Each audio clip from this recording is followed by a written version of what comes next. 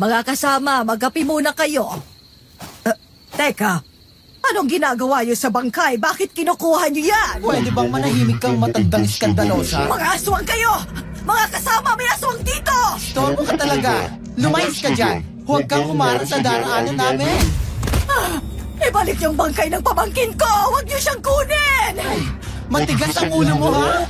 Ikaw na ang uunahin kong kainin. Huwag kang lalapit sa akin, lumayo ka!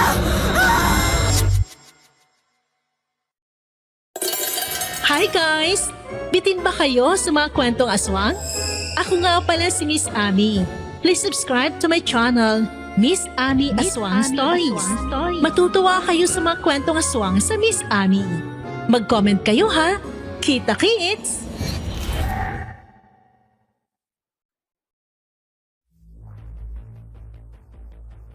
Sa mundong ito, tanging ang utang na loob lang ang isang bagay na hindi kayang bayaran ng pera, lalo na kung ang kabutihang nagawa sa iyo ay may kaugnayan sa iyong buhay. Napatunayan ko po yan sa aking naging karanasan, Sir Marvin. Tawagin mo na lang ako sa pangalang Jonel. Naninirahan hanggang sa kasalukuyan sa isang bayan dito sa Bicol. Hindi ko na lang babanggitin ang mismong bayan namin para na rin sa kapakanan ng mga taong naging bahagi ng aking karanasang maraming taon na ang nakakaraan. Nangyari po ang karanasang kong ito na may kaugnayan sa mga aswang noong 1990 at ako ay 30 anyos pa lamang. Bilang pinakabatang albularyo sa aming samahan, ako ang nautusang tugisin ang mga aswang na balbal. Ito ang uri ng aswang na kumakain ng mga patay na tao.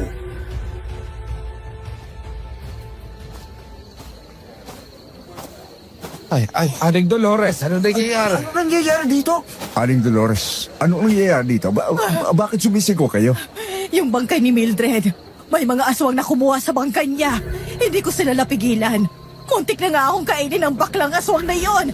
Nasaan ba kasi si Jonel? Bakit hindi nagbabantay dito? Hindi naman nawala ang bangkay niya. Nandito pa din. Naalis lang ang takip ng kabaong. Maniwala ka sa akin. Hindi na yan ang aking pamangkin.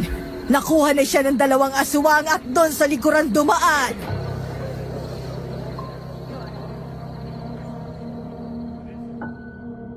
Isa ring albularyo at manunugis ng aswang si Mang Emilio. Para makatiyak siya na totoo nga ang sinasabi ni Inay, kumuha siya ng asin at sinabuyan ang bangkay na nasa loob ng kabaong. Nagulat silang lahat nang mabilis na nagbago ang bangkay ni Mildred. Naging isang malaking puno ng saging kaya nagkagulo na ang mga taong naroon. Kaagad silang naghanap sa paligid. Hindi nila alam na kanina pa ako nasa likuran ng bahay at nagtatago sa likuran ng malaking puno ng akasya. Nang malapit na roon ang mga aswang na may dala sa bangkay ng pinsan ko, hinarang ko na sila. Nagulat at natigilan ang 2 aswang nang makita ako. Isa sa mga yon ang pumasan sa bangkay ni Mildred at ang isa naman ay hinarap ako.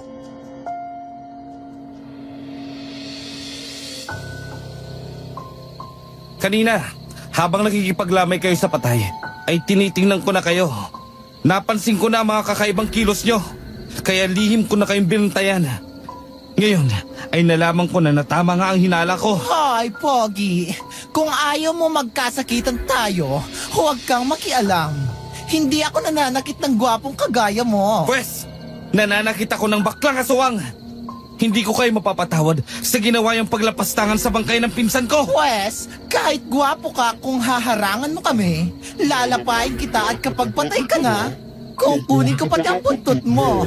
Yan ang una kong kakainin. Hindi mangyayari ang gusto mo. Baklang maton, nakakadiri ka. Kaagad kong pinukol sa kanila ang sibat, pero kaagad na nakaiwas ang baklang aswang. Pero tinamaan sa tagiliran ang kasama niyang aswang. Nabitiwan tuloy niyon ang bangkay ng pinsan ko. Galit na sumugod sa akin ang baklang aswang. Mabilis siyang tumalon sa ere at nang mapatapat sa akin ay sinipa ako sa balikat. Natumba ako sa lakas ng sipa niya. Pero nang makita ko ulit na sasalakay siya, hinugot ko na ang itak sa bayna at iwinasiwas ko. Napaatras ang baklang aswang pero natamaan pa rin siya sa braso. Hangal ka! Hindi kita mapapatawad sa ginawa mong ito sa akin! Papatayin kita! Ikaw ang unti-unting mamamatay dahil bentitado ang itak na to. Hindi nagagaling ang sugat mo. Kung ganon, bago lumala ang sugat na to at mamatay ako, tapusin na natin ang lamang to! Papatayin kita! Sa palagay ko, ay ikaw at ang kasama mo ang mamamatay dahil dumarating na mga kasamahan ko. Berto! Umalis na tayo dito! Hindi pa tayo tapos, Pogi! Babalikan kita! Hindi ako titigil hanggang hindi kita napapatay! Hindi kayo makakatakas. Hindi ako papayag. Muli kong sinugod ang baklang aswang pero humarang ang kasama niyang aswang na mayroon ng sugat sa tagiliran. Siya ang nakipaglaban sa akin kaya nagkaroon ng pagkakataong makatakas ang kasama niyang baklang aswang at natangay niyon ang bangkay ng pinsan ko. Hinabol naman siya ng mga taong dumating pero hindi na nila inabutan yon nang maglaho na yon sa kadiliman.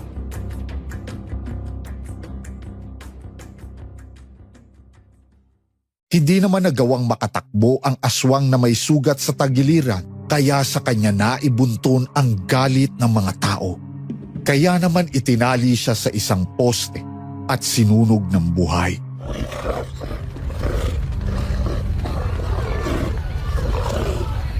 Yan ang bagay sa mga halimaw na kagaya mo. Sana ay nakikita ito ng mga kasamaan mo para maging babala sa kanila. Pasensya na, Nay. Nakatakas ang isa niyang kasamahan at natangay niya si Mildred. Nay, bakit mo naman ako sinampal? Dahil yan sa kababayaan mo kaya nangyari yun sa pinsan mo. Kung nakabantay ka sana sa tabi ng kabaong niya, sana hindi magkakaroon ng pagkakataon ng mga aswang na yun na kunin ang bangkay ng pinsan mo. Nay, napansin ko ng dalawang yun. Hindi sila mapakali habang nasa lamay. Panay ang tingin nila sa paligid na parabang meron silang tinatanaw sa kadiliman. Kaya naisip ko na mag-ikot-ikot para sa gayon ay matiyak kung mayroon ng aswang sa paligid. Noon naman nila ginawa ang balak nila. Tama si Junel. Nagpaalam siya sa akin kanina na mag-iikot lang sa paligid. Hindi ko rin naman inaasahan na habang naglilibang kami sa paglalaro ng baraha, papasok pala doon ang dalawang yun. Naging pabaya kayong lahat. Kahit alam nyo na dito sa bayan natin sa panahong ito, merong mga gumagalang aswang na balbal kapag merong patay na pinaglalamayan. Tama si Aling Dolores. Naging pabaya tayo. Pasensya ka na, Aling Dolores. Hindi ko rin naisip na may maliligaw na balbal dito. Liblib na baryo kasi ang lugar natin. Kaya maraming mga aswang ang dumadayo dito para mambiktima. Kasi alam nilang madali silang makakakilos dito. Kasi nga, wala pang mga kuryente dito. Puro gasera, solo at flashlight lang gamit natin. Ngayon, paano pa natin mababawi si Mildred? Baka hindi na natin siya makita kapag nakain na siya ng mga yon.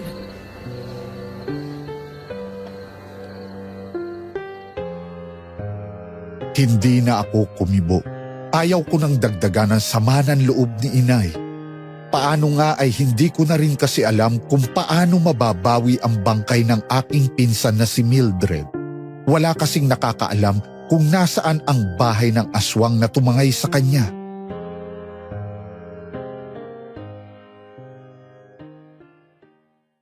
Kinabukasan, nang sumikat ang araw ay isinauli na lamang namin sa punerarya ang kabaong dahil hindi na yon magagamit. Nang makauwi na kami ni inay, nadatnan naming naroon sa bahay namin si Norman na isa ring manunugis ng aswang. Sinabi niya na mamayang hapon ay magkakaroon ng pagpupulong ang mga albularyo at manunugis ng aswang sa pangunguna ng pinuno namin na si Mang Emilio. Kaya ng hapon na yon, pumunta ako sa pulong.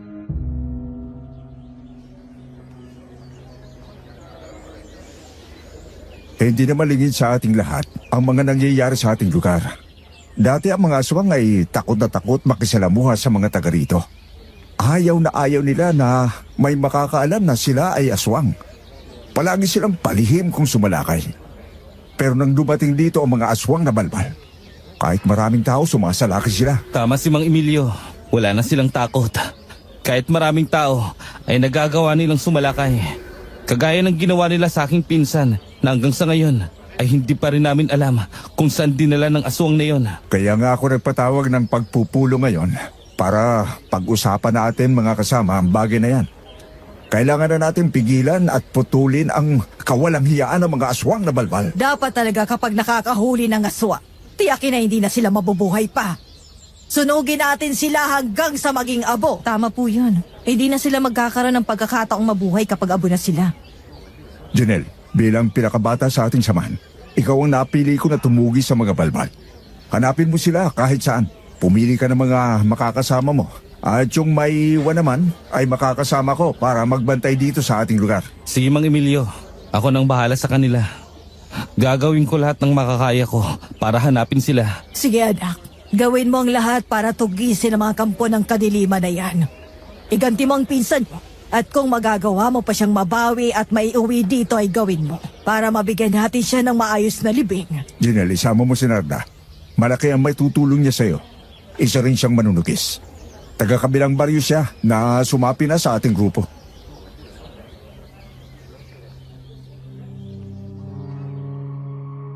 Nang ituro sa akin ni Mang Emilio si Narda ay napansin ko agad ang maamo pero seryoso niyang muka. Nakasuot siya ng jacket at nakasumbrero. Balingkinita ng kanyang katawan kaya sa tingin ko ay mahina lang siyang babae. Kahit sabihin pa na mukha siyang tomboy sa kanyang forma, sa pakiramdam ko ay wala siyang maitutulong sa amin. Kaya kaagad na akong nagpakita ng pagkadismaya kay Mang Emilio at sa mga naroon na kaharap namin.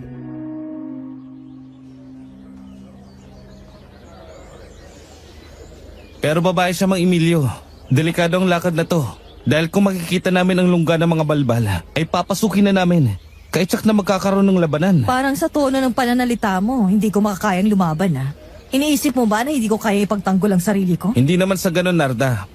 Kaya lang, ayoko naman na mapasubo ka sa mapanganib na laban. Baka maging sagabal ka lang sa amin. Hindi mo naman ako lubusang kilala. Paano mo nasasabi mga bagay na yan? Hindi ko papasukin ang pagiging manunugis ng aswang kung magiging pabigat lamang ako sa mga kasamaan ko. Oo nga naman, Janelle. Wala kang dapat ipag-alala kay Narda.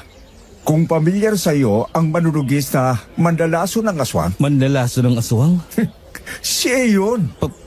Parang narinig ko na nga yun. Baka nga mas marami pa akong karanasan kaysa sa'yo eh. Ilang beses ka na bang nakaengkwentro ng aswang? Ha? Ilang beses pa lang eh. Kasi nga, iniiwasan nila ako kaya ganun. Kung ganon, huwag kang magyabang sa akin. Dahil maraming ulit na akong humarap sa panganib para kalabanin ang iba't ibang uri ng mga aswang.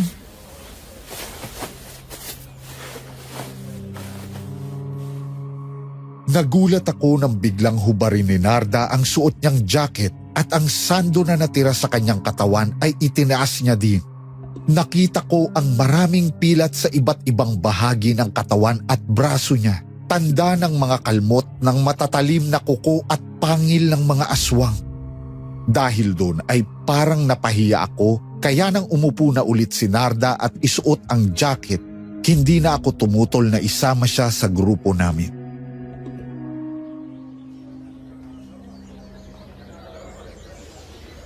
Anong oras tayo aalis para simulang hanapin ang mga aswang na yon? Pagkatapos ng pulong natin, pwede na tayong lumakad habang may liwanag pa. Para mauna nating galugarin itong ating baryo. Kukunin ko lang ang aking mga kagamitan. Sa sitwasyon natin ngayon, bilang manunugis ng aswang, hindi ka dapat maging pabaya. Dapat palagi kang handa. Dahil ang mga aswang para mga magnanakaw na sumasalisi sa panahong hindi ka nakahanda. Dapat palagi kang may dalang armas. Oo, alam ko yon. Meron akong dala.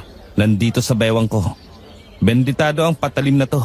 Palagi ko itong dala kahit saan naman ako magpunta. Mabuti naman kung ganon. Mang Emilio, hihingi po ako ng pabor. Kapag umalis kami ni Narda, hindi ko alam kung makakauwi kami kaagad. Baka pwedeng pakibantayan si inay kasi nakita niya mga aswang. Baka siya naman ang balikan. Oo, Janelle. Walang problema. May mga kasama na tayo na magbabantay sa bahay nyo. Mag-ingat kayo ni Narda.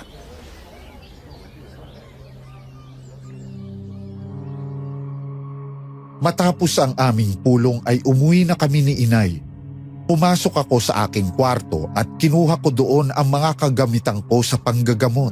Kasama na doon ang buntot pagi at ang benditadong tubig dahil alam kong mabisa ang mga iyon laban sa mga balbal. Inilagay ko iyon sa isang maliit na bag. Nagdala din ako ng asin na nakalagay sa plastic. Nang lumabas ako ng bahay, Naroon na ang 2 kasama namin na magbabantay sa aming bahay. Naroon na din si Narda at ang 2 pang makakasama ko sa paghahanap sa mga aswang.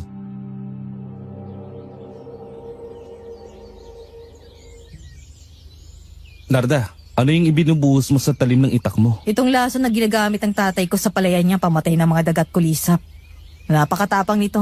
Kaya kapag nasugatan ka ng itak ko, unti-unti kang mamamatay dahil sa pagkalat ng lason sa katawan mo. Hindi pala nabindesyon na ng itak na yan? Oo, hindi ito binditado. Kaya nga lason na lang ang nilalagay ko eh. At bukod sa lason, meron din akong dalang asido na nagagamit ko sa gipit na sitwasyon. Ibang klase ka rin talaga, no? Kakaiba ang mga kagamitan mong panlaban sa mga aswang. Kaya pala tinawag kang manunugis na manlalaso ng aswang. Oo, epektibo naman ang mga to eh. Ilang beses ko nang nasubukan sa mga aswang. Kahit gumaling kagad ang sugat nila, manghihina naman sila dahil sa laso na kumakalat sa kanilang dugo. Pero may tanong ko lang ha. Kasi hindi ka pang karaniwang babae. Yung iba kapag marinig lang ang aswang, natatakot na. Pero ikaw, tinutugis mo pa sila. Noon, takot din ako dati. Pero pinatay ng aswang ang mga magulang ko. Kaya sa kagustuhan kong makaganti, nagsanay ako kung paano sila labanan. Kaya ngayon, habang meron akong buhay at lakas, hindi ako titigil sa pagtugis sa kanila. Nakaganti ka na ba sa mga aswang na pumatay sa mga magulang mo? Hindi ko alam. Bakit hindi mo alam? Sabi mo, marami ka ng aswang na napatay. Kasi nga, hindi ko naman kilalang aswang na pumatay sa kanila. Kaya umaasa ako na sa bawat aswang na napapatay ko, may gaganti ko na sila. Halika na, umalis na tayo habang may liwanag pa. Baka kung saan pa mapuntang usapan natin eh.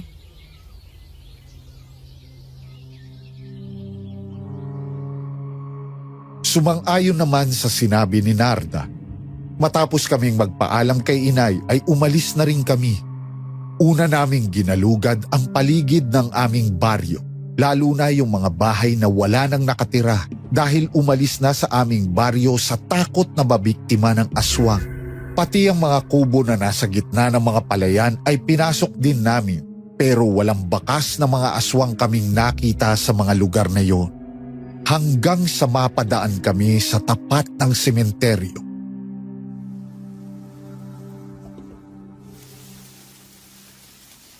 Oh, anong tinitingnan mo dyan, Junel? Naisip ko lang, hindi ba ang mga aswang na balbal ay mga taong patay na ang gustong kinakain nila? Hindi kaya dito lang sila nakatira sa sementeryo para nababantayan nila kapag mayroong mga bagong inililibing? Parang may punto ka nga dyan. Pwede nga na nasa paligid lang sila. Tayo na. Tingnan natin sa loob ng sementeryo.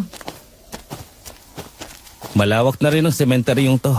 Halos lahat na yata ng namamatay sa bayang to, dito na inililibing. Kaya halos patong-patong na mga nicho dito.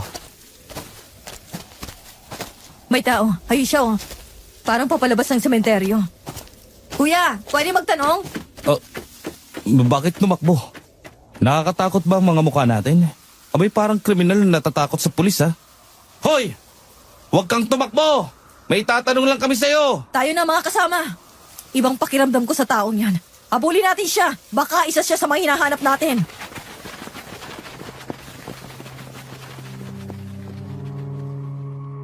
Nagmamadali nga kami na sinundan ang lalaki. Hinabol namin siya. Nagmamadali siyang tumakbo sa mga masisikip na daanan sa pagitan ng mga nicho. Kaya ipinasya namin ni Narda na maghiwalay kami ng direksyon na pupuntahan para mahuli namin ang lalaking tumatakas. Isang lalaki ang sumama sa akin at isa rin ang sumama kay Narda. Pinasok namin ang mga pagitan ng mga nichong naroon hanggang sa makarating kami sa dulo. Doon ay nasukol namin ang lalaki at tama nga ang kutob ni Narda. Isa nga siyang aswang. Sabi ko na nga ba't isa kang halimaw eh. Hindi ka tatakbo kung wala kang kasalanan. Pinagod mo kami ha? Kumanda ka sa amin ngayon. Papatayin kita! Mag-ingat ka, Junel. Hindi balbal ang isang yan. Pambihira! Nagawa niyang iwasan ng mga pag-atake ko! Hindi ako ba ng aswang kagaya ng inaakala mo? Ikaw naman ang umanda sa akin ngayon! Bibigyan kita ng leksyon! Sige! Kami ang harapin mo! Ang mga inosente lang naman ang nakakaya niyong biktimahin at patayin, di ba? Mayabang ka! Hambog! Takot naman kayo sa mga taong alam niyong lalaban sa inyo. Patayin na natin ang halimaw na to! Magkakasabay nga naming sinugod ang aswang. Sunod-sunod ang ginawa kong pagtaga ng hawak kong itak. Siguro ay alam niya ang bisa ng hawak kong sandata, kaya naman panay ang pag-ilag niya. Hindi rin niya magawang makaganti dahil inaatake din siya ni Narda at ng dalawa pa naming kasama. Walang nagawa ang aswang kung hindi umilag. Nang maramdaman niya na dehado siya sa labanan, kaagad siyang tumalon sa ibabaw ng 3 patong na nicho tapos ay muling umangil. Pero sinibat siya ng isa sa aming kasama at nasugatan siya sa tagiliran. Dahil doon, tumakbo siya palayo.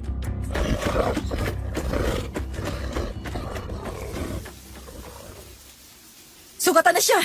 Hindi na siya makakalayo. Sundan natin! Sa bandaron, doon siya pumunta. Tingnan mo nga naman ang pagkakataon. Nawala nga yung hinahabol natin pero meron naman ditong balbal na naghahapunan. Kaya pala nangangamoy bulok dito. Ang balbal pala may kagagawan. Inilabas sa kabahong ang patay. Hindi lang patay ang kinakain niya. Pati ang tuta na yan, tingnan mo. Parang nakagat niya na kasi duguan na. Dinidilaan niya yun habang hawak-hawak. Parang yan yata yung balbal na tumangay sa bangkay ng pinsan ko. Tapusin na natin ang isang to. Tayo na! Paligiran natin ang nakakagbiring aswang na to! Kaagad na binitiwan ng balbal ang bulok na hita ng tao na kinakain niya. Tapos ay hinarap niya kami. Kagaya ng ibang mga aswang, mabilis ding kumilos ang mga balbal, lalo na nga kung sila ay nagagalit. Ayaw na ayaw kasi nila na naiistorbo sila sa pagkain nila. Lalong pinahaba ng balbal ang mga matutulis at matitigas nilang mga kuko at pangil. Nang makalapit siya sa isang kasama namin ay kaagad niyang kinalmot. Bumaon sa balikat ni Simeon pababa sa likod ang maruming kuko ng balbal. Kaagad siyang nanghina at napaupo. Huwag ka nang kumilos, Simeon, para hindi natuloy ang magdugo ang mga sugat mo. Kami na ang bahala sa aswang na to. Dahil panglaso ng maruming kuko ng balbal. Kaya mag-ingat tayo! Ayan na naman siya! Susugod na naman siya! Sige, ako nang bahala sa kanya. Baka ito na ang kumain sa pinsan ko. Kailangan ko siyang maigante. Humanda ka sa akin! Ah! Mas madali natin siyang matatalo kung hindi siya makakakilos ng mabilis. At magagawa lang yun kapag ang mga paa niya ang aatakihin natin. Sabay tayo, Junel! Oo, tapusin na natin to. Gamit ang benditadong itak ko at ang itak ni Narda na may lason, nasugatan namin ng balbal. Dahil doon ay unti-unti niyang ininda ang mga sugat niya hanggang sa hindi na ito makalaban.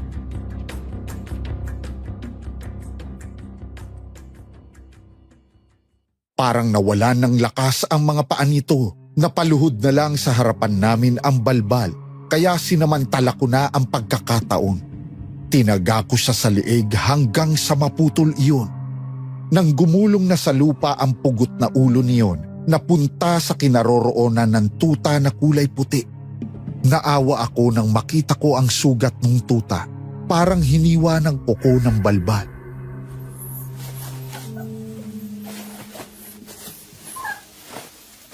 Anong gagawin mo sa tuta na yan? Iuwi ko. Kawawa naman siya, oh. Sugatan siya. Bakit mo yan iuuwi? Baka nga alaga yan ng aswang eh. Baka yan pang pumatay sa'yo kapag gumaling na mga sugat niyan. Hindi naman siguro. Nakita mo naman, di ba? Hawak siya ng balbal at dinidilaan na, di ba? At saka huwag mong kalilimutan ng mga manunugis at albularyo tayo. Alam na natin kung anong mga paraan ang gagawin nila. Sige, ikaw ang bahala. Gusto mo siyang alagaan, edi gawin mo. Pwede na tayong bumalik sa bahay. Napatay na natin ang balbal. Kailangan na nating magamot ang sugat ni Simeon. At ganun din ang tutang to. Pero unahin na muna nating ayusin tong kabaong at itong katawan ng balbal.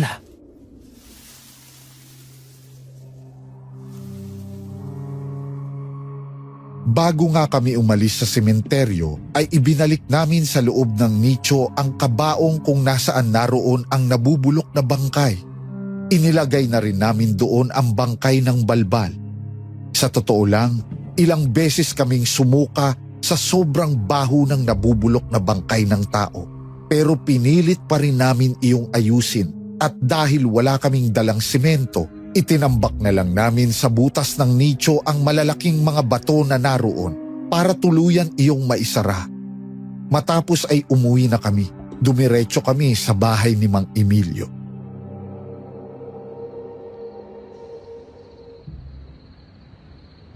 Ang ibig niyo bang sabihin ay napatay niyo na ang balbal? Oo, Mang Emilio. Kaya lang, nasugatan tong si Simeon.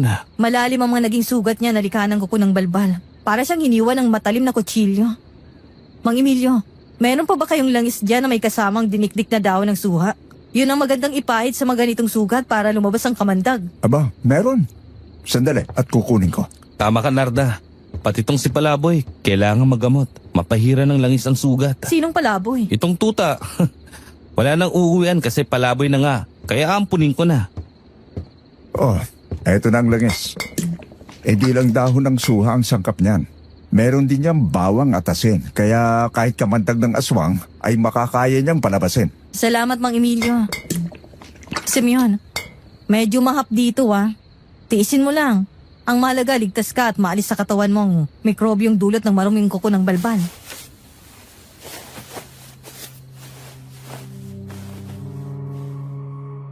Nang buhusan nga ni Narda ng langis ang sugat ni Simeon ay bumula iyon. At di nagtagal, naging kulay itim ang mga dugong lumabas sa sugat ni Simeon. Kaagad iyong pinunasan ni Narda ng pulang damit. Nang makuha na ang lahat ng maitim na dugo sa sugat ni Simeon, sinunog namin ang damit. Tapos ang tuta naman ang ginamot ko. Pero kasabay niyon ay nagsagawa kami ng ritual na balutin ng kabutihan ang puso at isipan ng tuta. Matapos niyon ay tinalian ko na ng malinis na tela ang sugat niyon. Uuwi na sana ako nang muling humirit pa si Mang Emilio.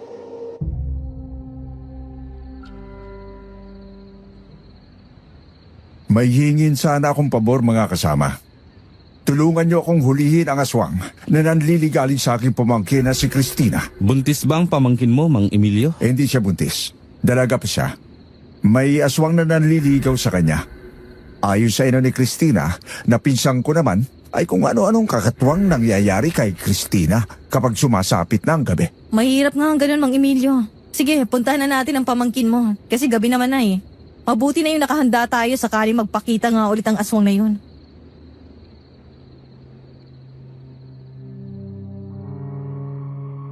Nagpunta nga ang grupo namin sa bahay ni na Cristina. Nang makausap namin siya ay nalaman namin na tuwing sasapit ang gabi, parang nakakarinig siya ng boses ng isang lalaki na tumatawag sa kanyang pangalan. Kasunod niyon ay parang nawawala na siya sa sarili niya. Wala na siyang matandaan sa kanyang ginagawa. Mabuti na lang at napipigilan siya ng kanyang mga magulang kaya hindi siya nakakalabas ng bahay. Itinatali siya sa kanyang higaan. Kapag nanumbalik ang kanyang kamalayan, nagtataka siya kung bakit nakatali ang mga kamay at paa niya sa papag.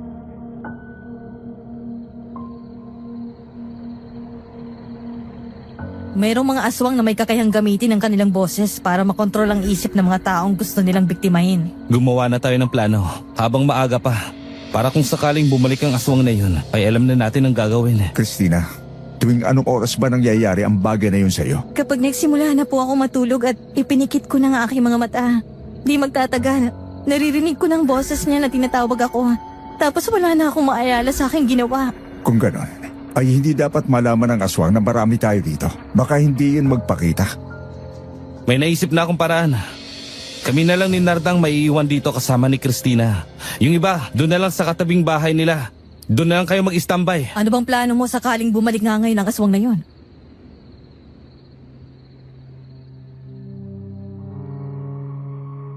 Ipinaliwanag ko kay Narda ang gagawin, kaya nagsuot sila ni Cristina ng magkakulay na duster. Tapos ay magkatabi silang nahiga ni Cristina sa papag. Pero itinali namin ang mga kamay at paa ni Cristina para hindi siya makaalis doon habang sinamang Emilio at ang iba pa ay lumipat sa katabing bahay. Nabigo kami noong unang gabi. Hindi nagparamdam ang aswang.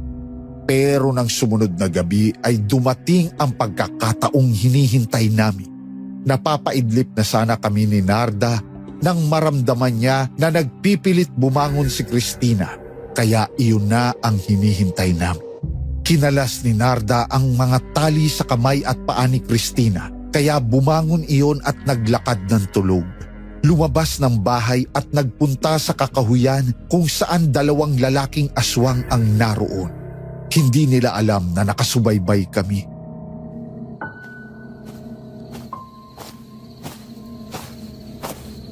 Christina, lumapit ka dito.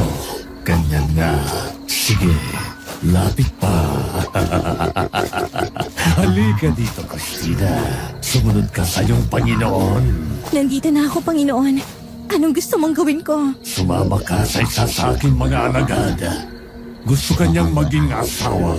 Ikaw ang magiging ina ng mga darating na salinlahi ng mga aswang. Gagawin ko ang gusto mo, Panginoon. Alis na ako, Goryo. Ikaw na ang bahala sa kanya. Magkita na lang tayo mamaya.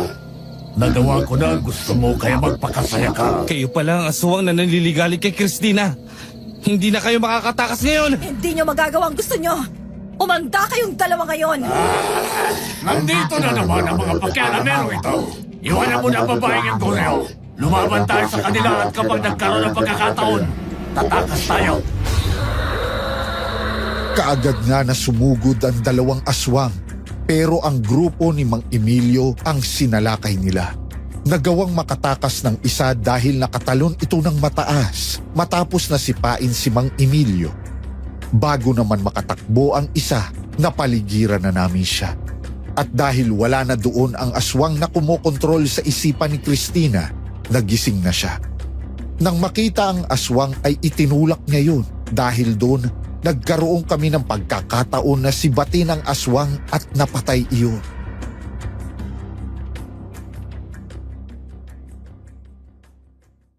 Nanghihinayang lang kami dahil nagawa pang makaalis ng isang aswang bago kami nakalapit kay Christina. Kaya makalipas ang mahabang oras, narinig na namin ang pagtilaok ng manok.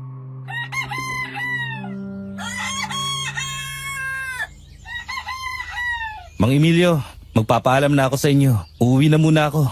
Baka kasi naiinip na si inay. O sige, umuwi ka na para makapagpahinga naman ang mga kasama natin na nagbabantay dun sa inyo. Maraming salamat ha. Natapos na rin ang problema ni Christina. Magkakasama po tayo sa grupo. Kaya kailangan nating magtulungan. Problema ng isa ay problema ng lahat. Uwi na po ako. At itong tuta ko gusto na rin magpahinga. Matutuwang inay mo. Kahit maaga kang umuwi, may maganda namang nangyari sa mga nilakad natin. Oo nga Salamat din sa tulong mo. Ikaw, saan ka ba tutuloy ngayon? Para din ako yung tuta mo palaboy din ako. Kung saan ako abuti ng gabi, doon na ako nakikitulog sa mga kakilala ko. Malayo pa kasi kung uuwi ako sa amin. Sa kabilang baryo pa yon. Pero papasikat naman ang araw. Kaya kung saan ako pwedeng magpahinga, doon na lang ako. Sumama ka na lang muna sa akin. Doon ka na mag-umagahan. At pwede ka din doon matulog para makapagpahinga ka. Huwag na, nakakaya naman. Huwag ka nang mahiya. Dapat lang naman akong tumanaw ng utang na loob sa iyo Tinulungan mo ako makaganti sa balbal na yun. Kaya halika na. Sumama ka na sa akin. Naku, huwag ka nang tumanggi, Narda. Minsan lang maghihiya ng babae yan si Junel. Sumama ka na sa kanila. Sige. Hindi ako tatanggi sa alok mo, Junel.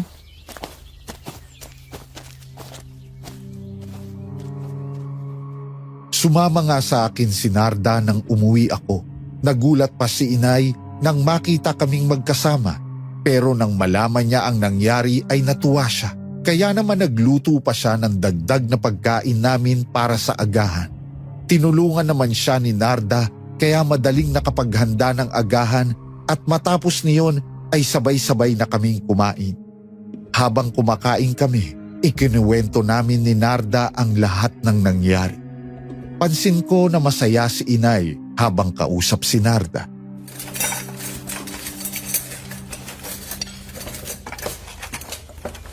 Dito ka na matulog, Narda. Mahirap na umuwi ka pa sa inyo ngayon. Puyat ka. Kung wala kang dalang damit na visa, pahihiramin kita. Marami akong damit na kakasya sa iyo. Nako, maraming salamat po, Aling Dolores. Napakabait niyo naman pala. Abay, dahil sa iyo kaya nakaganti ng pamangkin ko sa balbal na yon. Dapat lang nagantihan ko yon ng kabutihan. Yun nga ang sinabi ko sa kanya, Nay. Kaya nga isinama ko na siya dito. Ayun bang tuta na dala mo? Kumain na ba yun, Junel? Hindi pa, Nay. Mula nang malagyan ng gamot ang sugat niya, naging matamlay na siya. Malalim ang sugat niya sa tagiliran Nandun sa ginawa kong tulugan niya, nagpapahinga na. Magbabalik din ang sigla noon kapag nakabawi ng lakas. Nataranta siya kanina nang mabuhusan ng langis. Maapdi kasi yun Siya nga pala, Narda.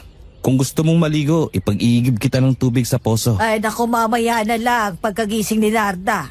Pagod at puyat kayo. Baka mapasmang katawan nyo kung maliligo kayo.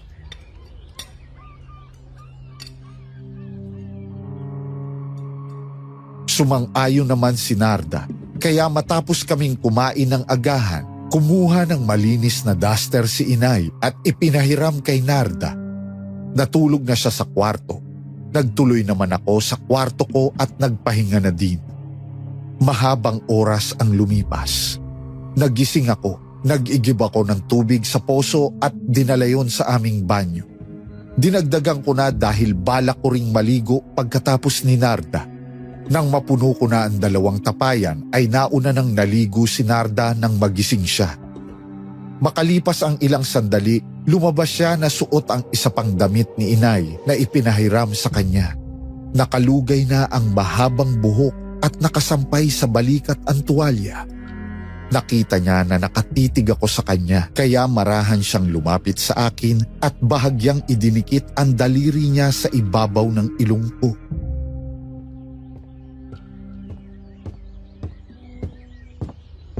Hoy, bakit ganyan ang tingin mo sa akin? May dumi ba ako sa mukha ko? Miss, sino ka? Nasaan na yung kaibigan ko? Anong sino ako? Nagpapatawa ka ba? Inilugay ko lang ang mahaba kong buhok, hindi mo na ako nakilala. Maganda ka pala kapag nakalugay ang buhok mo. Babaeng babae ka kung tingnan. Hindi ka tulad kanina na naka-jacket ka at yung buhok mo nakatago sa loob ng sombrero mo. Para kang tomboy. Naku hindi ako ganun. Porke ba malakas ang loob ko na lumaban sa mga aswang at nakakaya kong gawain ng isang lalaki, tomboy na. Ganun ba? Mali pala yung iniisip ko eh. Meron ka na bang pamilya? Ibig kong sabihin, asawa? Wala pa. Wala kasi nagkamali sa akin eh. Natatakot siguro. Kasi nga, palagi ako may dalang itak na panlaban sa aswang. Kaya pala tumanda kang dalaga? Asos! Grabe ka makapagsalita, Kinarda. Ikaw nga din eh, tumanda kang binata. Hanggang ngayon, wala kang ipinakikilala sa akin. Talaga po, Aling Dolores? Hindi pa rin nagkakaroon ng nobyo itong si Jonel? Totoo yan, Narda. Ikaw nga lang ang babaeng isinama dito ni Jonel. Ikaw lang din ang kauna-unahang babaeng makikitulog dito sa amin. Maliban sa pinsan niyang si Mildred. Grabe ka naman, Nay. Pambasag ka ng trip eh. Ibinisto mo pa ako kay Narda.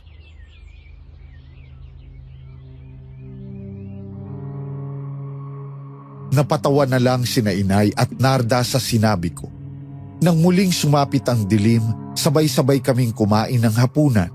Nagkakatuwaan pa kami dahil palabiro din pala si Narda. Hindi nagtagal, naputol ang katuwaan naming tatlo nang marinig namin ang pag-ungol ng tuta at kasunod niyon ay umalulong iyon. Kaya nagmamadali akong pinuntahan ng tuta at nakita ko na nakatingin siya sa siwang ng bintana. Nang lumapit sa akin sina Narda at inay, nagtaka rin sila at napatingin sa bintana. Nang makita ni Narda ang reaksyon ng tuta, kaagad niyang dinampot ang kanyang itak.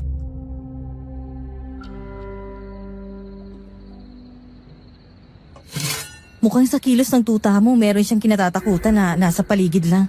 Nakakaramdam siya ng panganib. Kung ganun, ay hanapin natin sa paligid ang kinatatakutan niya. Baka may aswang na naman. Huwag ka lang magpahalata na alam natin na nasa paligid siya. Kunwari wala kang alam, kaya kakausapin mong tuta. Tapos harangan mo ng pulang tela ang kinalalagyan niya para makita ng matatalas sa mata ng aswang. Meron akong pulang damit. Sandali at kukunin ko. Ako naman lalabas ng bahay. Doon ako sa likuran lalabas. Kapag sumigaw ako, lumabas ka na rin sa pintuan. Diyan ka naman sa harapan dumaan. Sige, alam ko na ang pinaplano mo.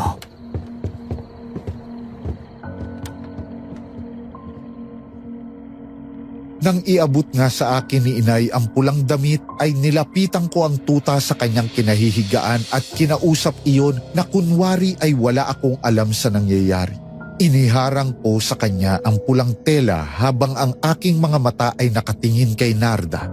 Nakita ko na pumunta na siya sa gawing kusina. Si inay naman ay nanatili sa aking tabi. Sinenyasan ko si inay na siya na ang humawak ng tela at marahan kong hinawakan ng itak. Nang marinig ko na sumigaw na si Narda, nagmamadali akong lumabas sa pintuan kagaya ng sinabi niya. Dala ko ang flashlight nang lumabas ako. Kayo niyo, aswang. Tumakbo sa likuran ng bahay niyo. Habulin mo. Sasalubungin kita dito sa kabila. Sige, Narda. Mag-iingat ka. Nawala ang aswang. Nasaan na siya? Nilinlang lang niya tayo. Isang beses pa nating ikutin ang bahay ni Junel. Bilis! Sige. Magsalubong ulit tayo.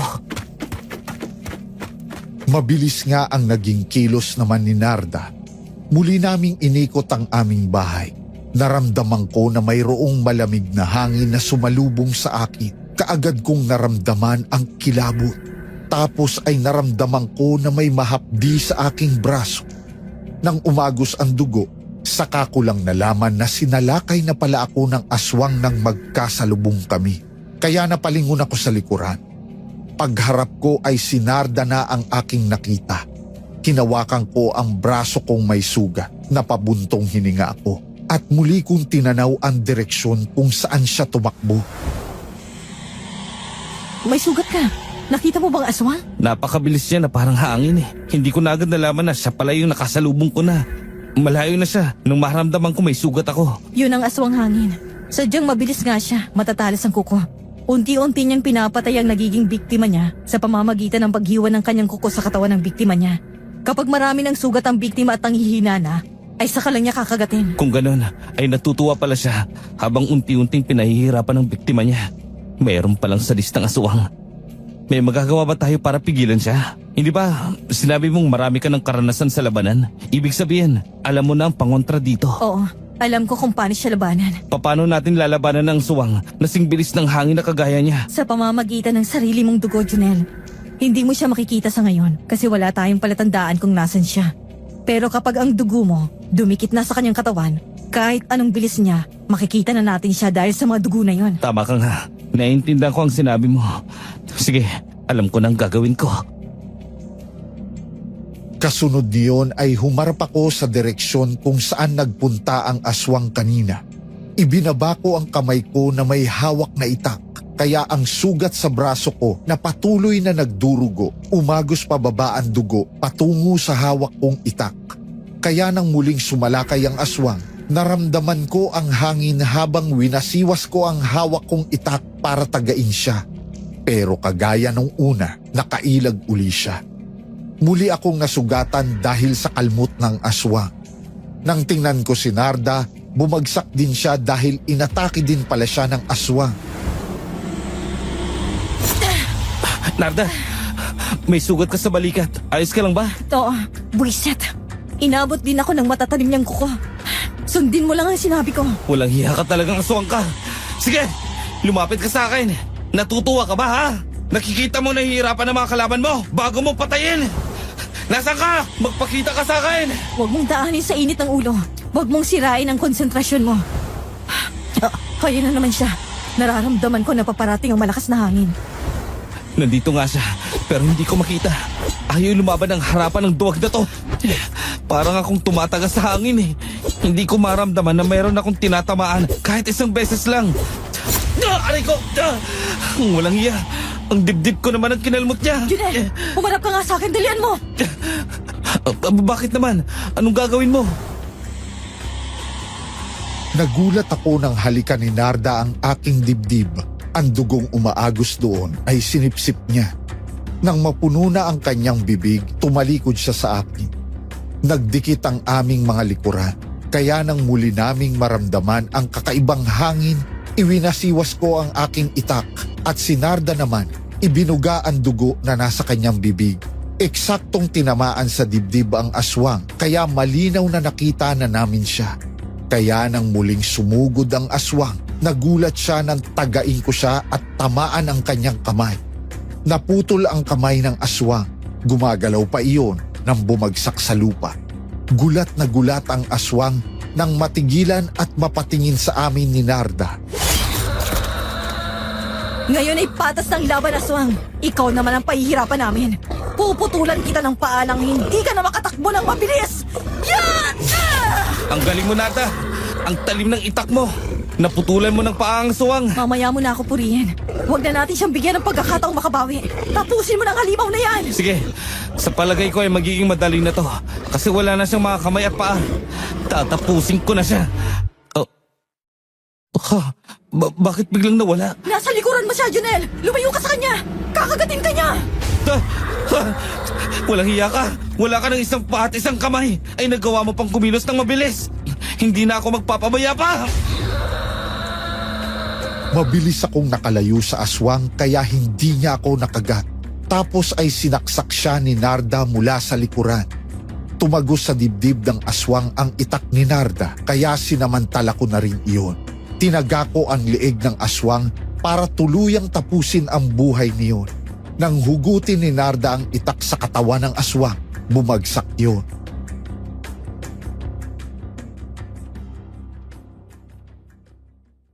Saglit na nanginig ang buong katawan bago tuluyang mamatay. Kasunod niyon, nanlambot na at napaupo si Narda. Kaagad ko siyang nilapitan at hinawakan sa kamay.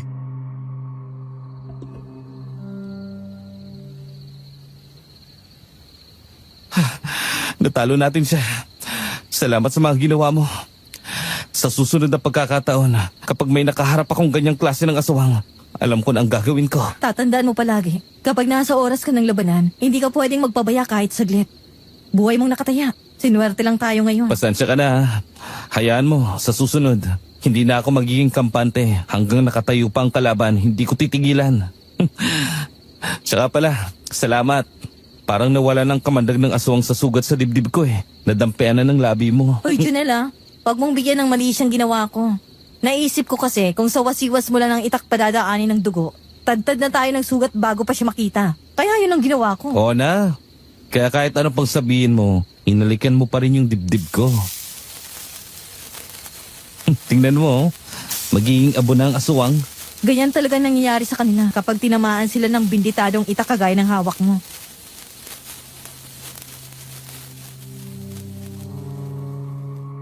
Ilang sandali pa ay ganap na naging abo ang aswang at nang umihip ang hangin, tinangay na iyon sa kawalan. Pagkatapos nun, pumasok na kami ni Narda sa loob ng bahay at ginamot ang aming mga sugat. Dahil sa impeksyon ng kuko ng aswang, pareho kaming hindi makabangon ni Narda kinabukasan. Inaalagaan naman kami ni Inay. Nang malaman ni Namang Emilio ang nangyari, ilang araw din silang nagbantay sa amin. Inisip kasi nila na baka samantalahin ng mga aswang ang pagkakasakit namin.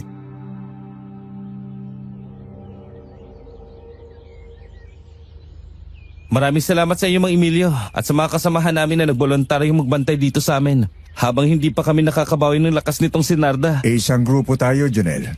Isang hangarin natin. Kaya kung merong nasasaktan sa atin, ay kailangan magdamayan. Kumusta na kayo ngayon, Narda? Medyo maayos na, Mang Emilio. Mabilis na naghihilom ang mga sugat ko dahil sa langis na binigay mo. Oo nga, Mang Emilio. Naalis na kasi ang mikrobyo ng kuko ng aswang sa mga sugat namin. Kaya madali kami nakabawi. Ang tanong ko kumusta na kayo ni Junel? Palagi na kayong magkasama eh. Balitaan nyo naman kami kung kumusta na ang relasyon ninyo. Ikaw naman, Mang Emilio. Nakakagulat naman yung mga tanong mo. Ayos naman kami ni Narda. Magkasundo naman kami. At kasundo din niya si nanay. Oo nga naman, Mang Emilio. Ayos na kami ngayon. Nung simula lang naman kami nagkakainisan kasi walang tiwala si Junel sa akin. Pero ngayon ayos na. Magkasama na kami sa labanan. Aling Dolores, ayos na daw oh. Sa palagay ko naman makakatikim na din tayo ng mainit na sabaw, ano? Makita ko lang, mag-asawa itong si Narda at kung si Junel ang mapalad na lalaki yun. Sasagutin ko ang baboy na panghanda. Abay, di naman ako tututol kung si Narda ang mapapangasawa niya. Nasa edad na sila.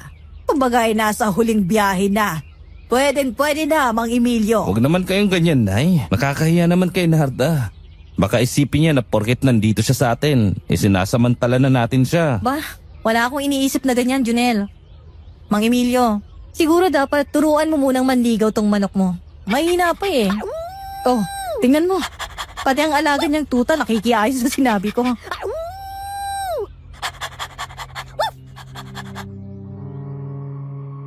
Nagkatawanan ng lahat nang makita namin ang reaksyon ng alaga kong tuta. Nang mga sumunod na araw, nakabawi na kami ni Narda, pati ang napulot kong tuta ay unti-unti na ring sumigla ang katawan. Sabay-sabay kaming tatlo na nagpagaling sa aming mga sugat at sa bawat araw na lumilipas, Nagkakalapit naman ang kalooban namin ni Narda. Isang bagay na ikinatuwa naman ng mga nakakakilala sa amin. Madalas pa nga nilang sabihin na kung nagkakagustuhan na kami ay huwag nang patagalin dahil nasa huling biyahe na daw ang mga edad namin. Pero madalas ay tinatawanan lang namin iyon ni Narda.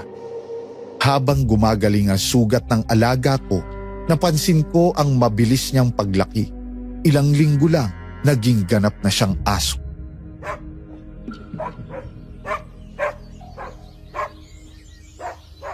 Palaboy, halika nga. Tingnan ko nga kung talagang magaling na ang mga sugat mo. Aba, maayos na pala ang katawan mo ah. Masigla ka ng muli. Nagustuhan mo talaga ang kanin at gatas ng kalabaw. Talagang palaboy nang ipinangalan mo sa tuta mo, ah. Oo naman. Tingnan mo, parang gustong gusto din niya ang pangalan niya. Kapag narinig niya kaagad ang pangalan niya, kumakaripas ng takbo papalapit sa akin. Masigla na siya ngayon. Gumagaling na rin kasi ang mga sugat niya. Oo nga.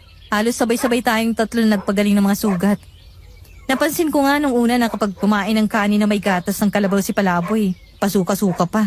Pero ngayon, ang taba at ang sigla niya na. Ang bilis niyang lumaki. Hindi na siya tuta, aso na. Siya nga pala, Narda. Ilang linggo ka na dito sa amin. Hindi ka ba hinahanap sa inyo? Nakalimutan mo na ba? Nawala na akong maituturing na pamilya. Pinatay nga ng aswang ang mga magulang ko. Kaya nga naging manunugis ako para ipaghiganti sila. Nako, nakalimutan ko na minsan mo na palang nasabi yan sa akin. Pasensya ka na. Dahil sa akin, nalungkot ka na naman. Naalala mo na naman ang mga magulang mo. Ayos lang yun. Ako nga ang labis na nagpapasalamat sa inyo ng inay mo eh. Inalagaan niyo ako. Itinuring na parang isang kapamilya. Kami kasi ni Palaboy, iisa ng kapalaran. Ulila na. Hindi ka na mag-iisa mula ngayon, Narda. Gusto kong maging kapamilya ka na namin ni Inay habang buhay. Huwag ka nang umalis dito sa amin. Pwede ba yun, Narda? Kasi... Kasi ano? Ano yun, Junel? Kasi umaangil na naman si Palaboy. Parang ganito rin yung nangyari nung gabi, di ba? Oo nga. Parang meron na namang kalaban sa paligid. Talagang ibang klase to si Palaboy. Malakas ang pang-amoy niya. Walang hiya talaga tong mga aswang na to.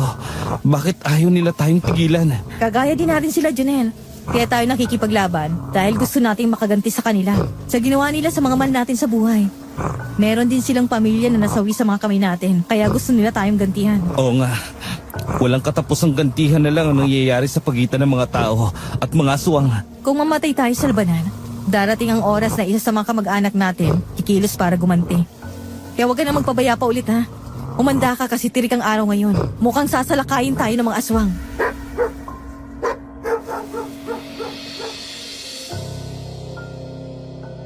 Lalong lumakas ang pagtahol at pag-angil ng alaga kong aso habang nakatingin sa sagingan. Maya-maya lang, narinig namin ang kaluskos ng mga tuyong dahon ng saging nang tamaan ng malakas na hangin. Kaya kaagad kong hinugot ang benditadong itak sa baina at hinawakan ng mahigpit habang ang aking mga mata ay nakatingin sa sagingan.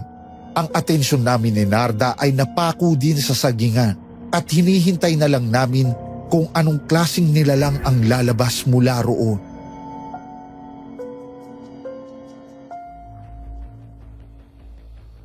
Bago po natin ipagpatuloy ang kwento, mga mahal naming listeners, kaunting paalala lang po saglit. Ito lang po ang listahan ng mga legit channels natin. Kwentong Takip Silim, Sitio Pangil, Sitio Bangungot, Aswang Diaries, Aswang Confessions, at ang pinakabago nating channel na Aswang Radio. Kung meron po kayong makikita na nag-a-upload ng mga contents natin, huwag po natin silang tangkilikin at tulungan niyo po kami na i-report sila. Salamat po.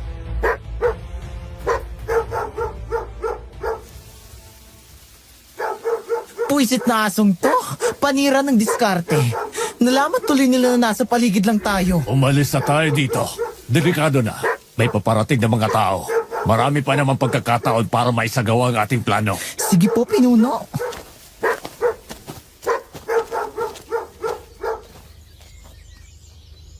Oh, kumusta na kayong dalawa ngayon? Maayos na kami, Mang Emilio.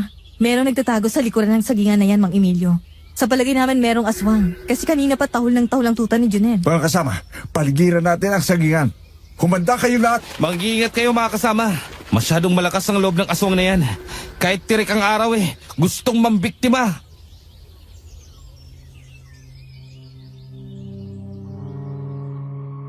Kaagad nga na pinalibutan ng aming mga kasamahang manunugis ang sagingan. Nakaumang na ang kanilang mga sibat at itak. Sabay-sabay nilang ginalugad iyon. Makalipas ang ilang sandali, bumalik sila sa amin. Hindi na nila nakita ang aswang doon, pero meron silang nakita na mga palatandaan na mayroon ngang nagtago na aswang doon dahil sa mga nabaling dahon ng mga maliliit na puno ng saging at ang mga patak ng laway ng mga aswang.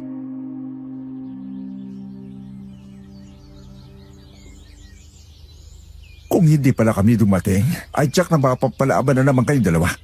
Pambihira talaga. Talagang ayaw kayong tigilan ang mga aswang na yan. Gusto nilang samantalahin na mahina pa kayo para madali kayong mapatay. Oo nga, Mang Emilio. Pero malas nila kasi kasama namin si Palaboy. Naaamoy niya at nalalaman niya na may aswang sa paligid. Kaya nakakapaghanda kami ni Junel. Oo nga. Kahit tuta pa lang tong si Palaboy, may pakinabang na. Kung ganon, ay alagaan mong mabuti at mahalin ang tuta na yan, Junel. Malaki ang may tutulong niyan sa atin, lalo na kapag mayroon tayong hinahanap na aswang. Yan nga rin ang naiisip ko, Mang Emilio. Matalino ang tuta na to. Tuturuan ko siya kung paano mahalin at ipagtanggol ang mga tao. Siya nga pala, Mang Emilio. Saan ba kayo pupunta? Sa inyo nga sana eh. Kasi nga ay magdaraos ang karawan ng pamangking ko na si Christina sa darating ng linggo. Kung kaya nyo na ni Junel, ay pumunta kayo doon. Nag-imbita eh. Maghahanda daw sila ng marami. Ganun po ba? Asibo, pupunta kami ni Narda. Maayos naman na ang aming pakiramdam. Sa sunod na linggo pa naman yun. Ay, naku, itong si Palaboy. Narinig lang na magkakaroon ng handaan sa bahay ni na Christina, parang tuwang-tuwa. Tingnan mong buntot hindi mapakali. Ang mga mata parang nagmamakaawa na isama mo siya. Oo nga no. O siya, sige na Palaboy. Isasama na kita sa bahay ni Christina sa susunod na linggo. Kaya magpagaling ka pa ha.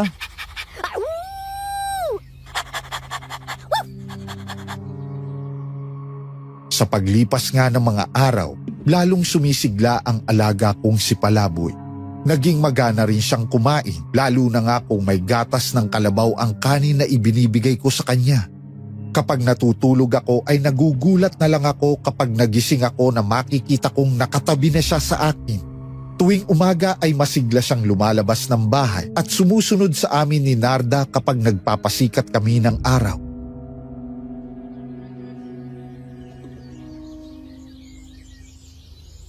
Magaling na yung sugat ko, Junel. Pagkatapos nating pumunta sa handaan ni Christina, magpapaalam na rin ako sa'yo. Alis ka? Akala ko ba nag-usap na tayo? Oo nga. Hindi pa naman tayo kasan. Nakakahiya naman kung dito na agad ako titira sa inyo. Baka machismis ma tayo. Alam mo naman ang isipan ng mga tao, di ba? Saan ka naman pupunta, Narda? Di ba wala ka ng pamilya? Huwag ka nang umalis. Kung gusto mo ay ikaw na lang ang tumira dyan sa kabilang bahay. Sa kapatid ko yan at matagal na silang wala dito. Siya nga naman Narda, para mabantayan na rin kita. Ngayon ka pa ba aalis kung kailan may usapan na tayo? Sa akin lang naman, ayoko rin pag-isipan tayo ng mga nakakakilala sa atin. Baka sabihin pa na nagsasama tayo ng hindi kasal. Nako, wag mong intindihin ang sasabihin ng tao. Ang mahalaga, alam natin ang totoo na hanggang ngayon ay hindi pa kayo nagtatabi ni Junel kahit na nobyo mo na siya. Sige po, ganun na lang pong gawin natin, Nay Dolores. Doon na lang muna ako sa kabilang bahay hanggang hindi pa kami kasal ni Junel. Aba, nako, tinawag mo na akong inay. Kasarap naman pakinggan. Sige, total ay doon din naman ang punta nyo kapag kasal na kayo ni Junel. Tawagin mo na akong inay simula kayon. Salamat po, Nay.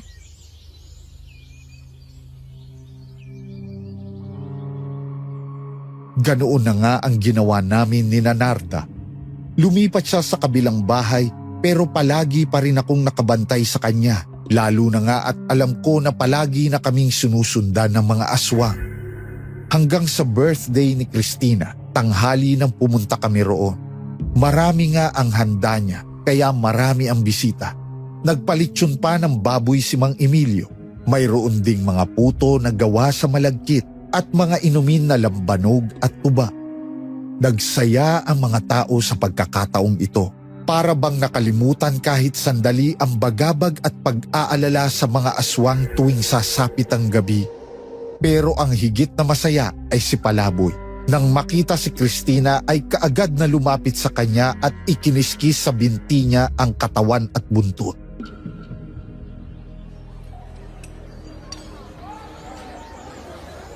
Ang bait naman ng aso mo, Kuya Junel. Parang natutuwa siyang narito siya ngayon. Oo nga eh. Parang ang sese niya kasi nakikita niyang marami kang handa. Palaboy, anong gusto mong kainin? Kumakain ba siya ng karne? Ako kasi nagluto ng sinigang na baboy. Baka gusto ito ni Palaboy. Madalas ay kanin na may gatas ng kalabaw ang pinapakain ko sa kanya. Subukan mo lang. Baka kainin din niya kung anong ibibigay mo. Oo nga naman, Christina. Tingnan mo, oh. Titig na titig sa'yo si Palaboy, parang gustong gusto ka niya. Sige nga, Palaboy. Sandali lang, ah. Ikukuha kita ng sinigang na baboy. Sana magustuhan mo.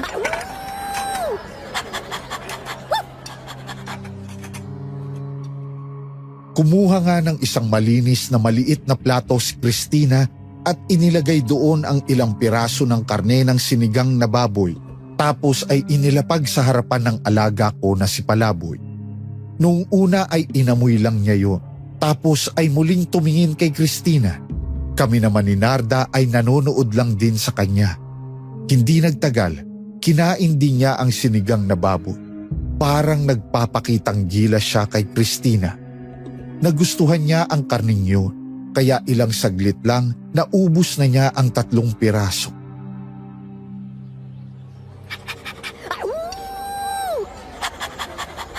Wow!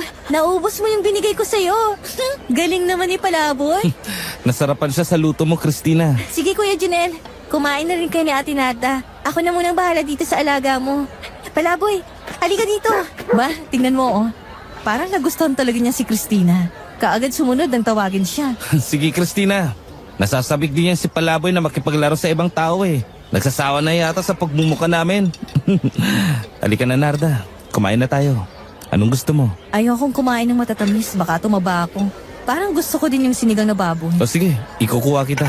Sa susunod na handaan, kasal naman ni Junel at Narda. Oo nga po. Basta isa kayo sa magiging ninong namin ha, Mang Emilio. Oo naman. Pwede naman yun eh. Kasi sasagutin ko nga ang isang litsong baboy na ipinangako ko sa inyo, hindi ba? Ba, magandang kondisyon niya, Ninong Emilio. Payag ako sa ganyan. Pipilitin ko na si Junel na pakasalan ako.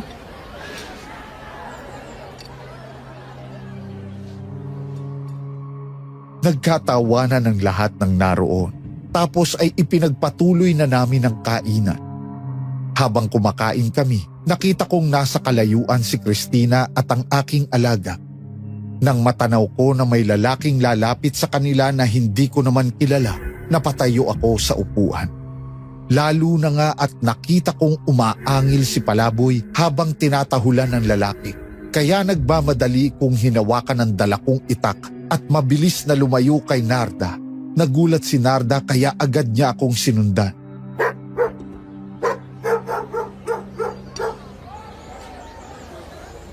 Anong problema, Junel? Yung lalaki, tinatahulan ni Palaboy. Ayun siya, palapit na kay Christina. Oo nga, mukhang masamang balak niya. Dalian natin. Christina!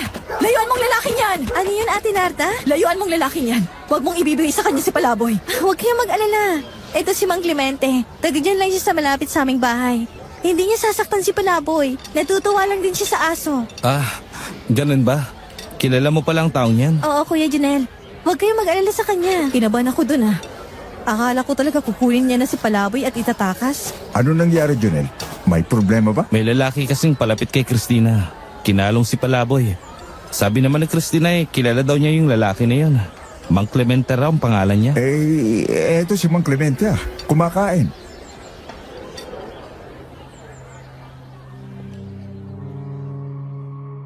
Nanlaki ang mga mata ko nang makita ang itinuro ni Mang Emilio. Kamukha nga siya ng lalaking lumapit kay Christina at kinalong si Palaboy.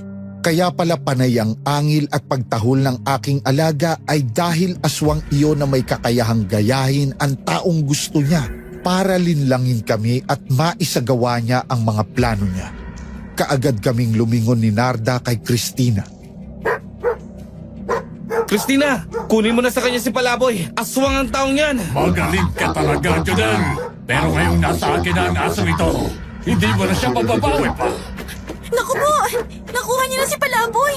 Hininak mo niya na, Kuya Junel! Mga kasama, tulungan natin sila! Habulin natin ang aswang na yun! Puisit na aswang na yon, panira ng kasayahan ng mga tao. Kahit ang haling tapat sumasalakay, Junel, saan nagpunta ang aswang? Doon sa taniman ng talong Ninong Emilio. Doon kayo sa kabila at habulin namin siya. Kailangan na mabahoy ko ang alaga ko. ayun ang aswang! Napakabilis niyang tumakbo! Palaboy! Huwag kang sumama sa kanya! Nawala siya, Junel! Saan na ba nagsuot ang aswang na yon? Palaboy! Nasaan ka na?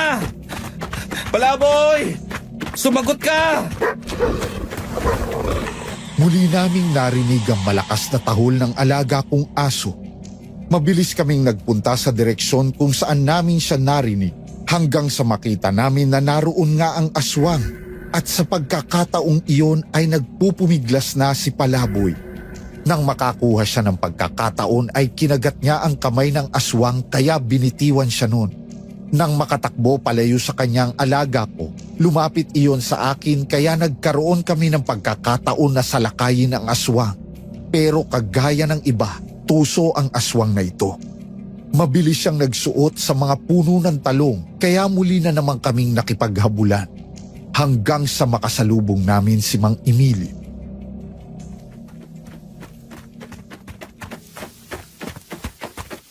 Mang Emilio, Estin Ninong, sa nagsutang aswang. Doon ko siya nakitang tumakbo. Punta niyo doon at sasalubungin ko naman sa kabila. Tayo na, Junel. Hindi siya dapat na makalayo. Sige, salubungin mo siya sa kabila, Ninong Emilio. Dito naman kami. Hindi dapat makatakas ang aswang na yon. Sige. Magkita tayo sa dulo. Halika na, Palaboy. Teka, bakit ayaw mong sumama sa akin? Bakit tinatahulan mo si Ninong Emilio? Nakalayo na siya sa atin ah. Pambihira. Dapat pala nakinig tayo kay Palaboy. Alam niya kung aswang o hindi ang nasa paligid. Kagaya ng tinatahulan niya. Tsak na yun ang aswang na ginaya lang ang anyo ni Ninong Emilio. Anong nangyari, Junel? Bakit narinig ko ang pangalan ko? Natakasan po kasi kami ng aswang. Ginaya po kasi niya ang anyo nyo. Kaya akala ko, kayo yung kausap namin kanina.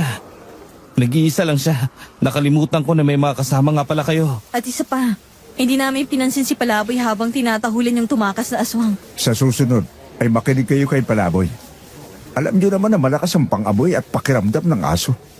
Kapag hindi niya kilala, lalo na kung aswang ang nasa paligid, ay tsak na hindi siya titigil sa pagkahon. Oo nga, yun nga din ang napansin ko. Kasi ngayon, tingnan nyo, tahimik na siya.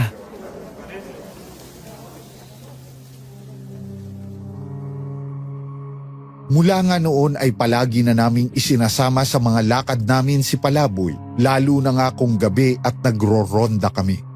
Dahil sa malaking tulong sa amin si Palaboy, madali naming natutugis ang mga aswang. Kahit saan sila magpunta at magtago, nasusundan sila ni Palaboy. Dahilan para mahuli namin ang aswang na dumadayo sa aming lugar para mambiktima.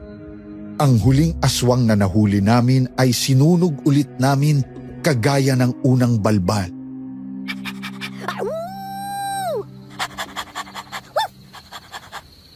Magaling talaga kapag kasama natin si Palaboy. Walang lugar na pwedeng pagtaguan ng aswang. Salamat, Palaboy ah. Talagang magaling ka. Teka, Palaboy, saan ka pupunta? Pabayaan mo na lang, Junel. Sundan na lang natin. Saan na naman pupunta ang alaga mo, Junel? Hindi ko nga din alam, Ninong Emilio. Baka mayroon na naman siyang naamoy na aswang. Sige, tayo na. At sundan natin si Palaboy.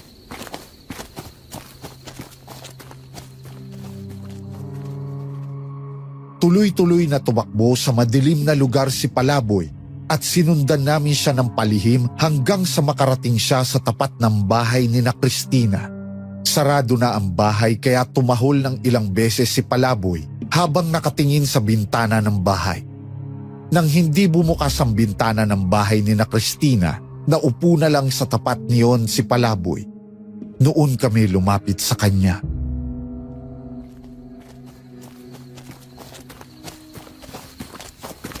Ay nako, parang alam ko na kung bakit nandito ang aso mo, Junel. Oo nga eh.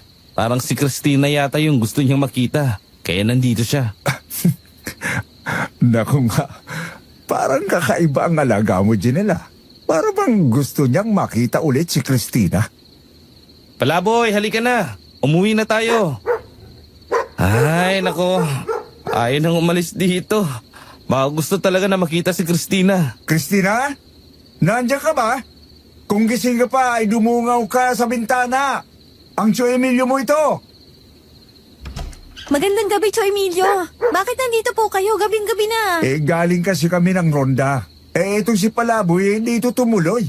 At kanina pa ako po rito sa tapat ng bintana nyo. Gusto ko yata makita. Ay, nako. Ikaw nga ang gusto makita ng alaga ko, Christina. Tingnan mo, oh. Tuwang-tuwa siya na makita ka. Hindi mapakali sa kasiyahan. Kaya lang ay gabi na, Christina. Ayaw pa rin umuwi ni Palaboy. Palaboy, malalim ng gabi. Umuwi ka na't magpahinga. Bukas na lang ulit tayo maglaro, ha?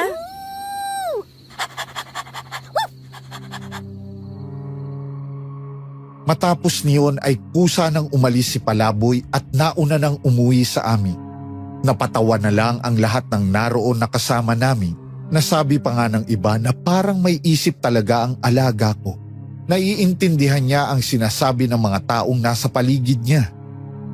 Nang mga sumunod na pagkakataon, kapag nawawala ang alaga ko ay alam ko na kung saan ko pupuntahan. Nandoon sa bahay ni na Christina.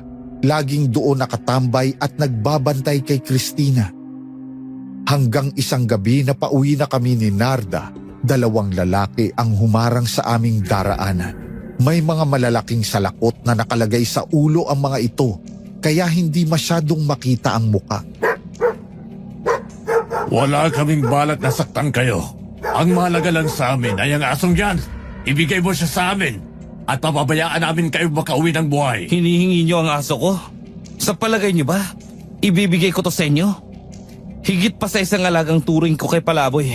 Para na namin siyang kapamilya. Huwag ka na magmatigas, Pogi. At ibigay mo na lang sa amin ang aso na yan. Pangako, hindi na namin kayo guguluhin. Kilala ko ang boses mo.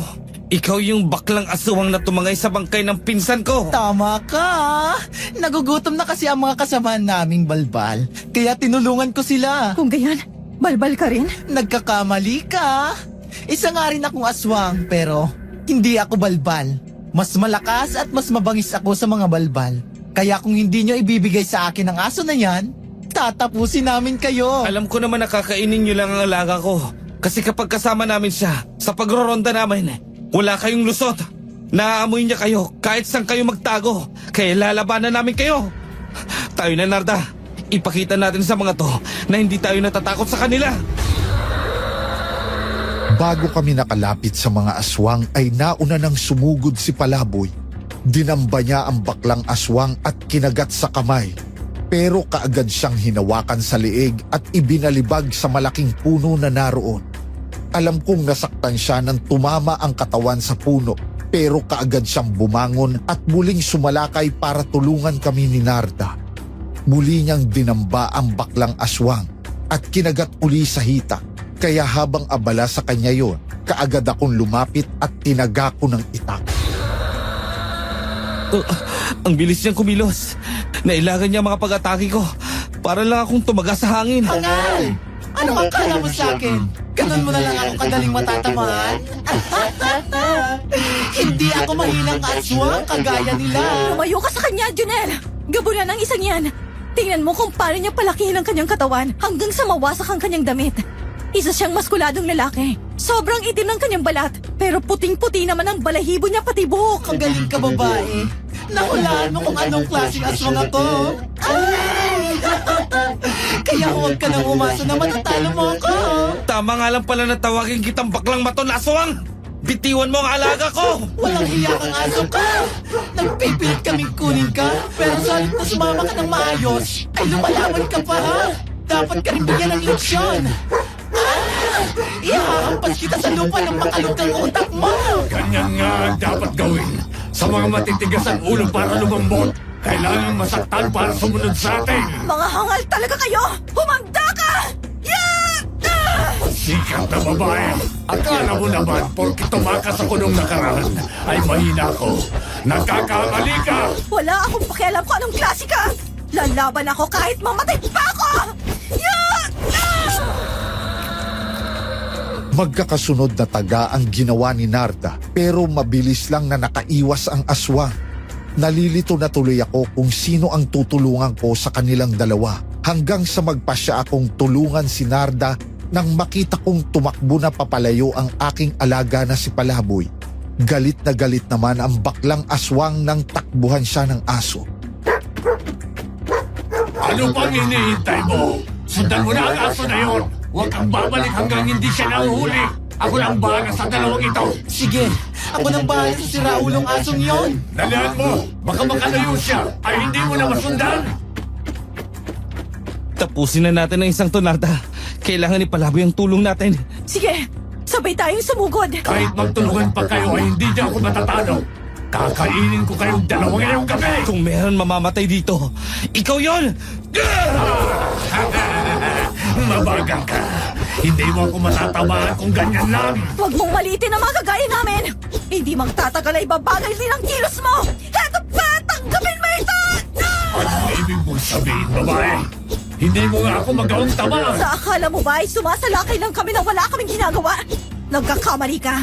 Sa sobrang tiwala mo sa sarili mo, hindi mo namamalayan na basang-basa ka na ng asido na isinabing ko sa iyo tuwing tatagayin kita! At dahil ang mga kagaya mong aswang ay mainit ang katawan, hindi mo agad nararamdaman ang init ng asido at lasang umaagos na dyan sa katawan mo. Ang asido! Lason! Dahil sa asido, nalapnos ng balat mo. Nagkaroon ng sugat kaya ang laso naman ay unti-unti na rin kumakalat at sumasama sa dugo mo! Hangat kayong dalawa! Tatapusin ko na kayo! Nagulat ang aswang dahil ay hindi na siya ganong kabilis. Namamanhid na ang kanyang katawan at hindi na niya makontrol iyon para igalaw. Pinagmasdan niyon ang mga palad at ganon din ang balat na unti-unting tinutunaw ng asido. Para tiyakin ang kanyang kamatayan, sinabuyan pa siya ni Narda sa muka. Kaya nagsisigaw ng malakas ang aswang. Pinilit pa niyang tumakbo pero pinukul ko sa kanya ang mahabang itak. Tumama yon sa kanyang likuran at tumagos sa dibdib. Nang mamatay siya, kaagad kong hinugot ang itak.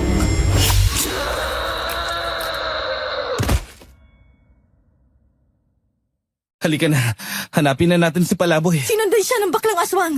Nag-aalala ako na baka mahuli na siya. Sana hindi pa tayo huli. May mga taong dumarating.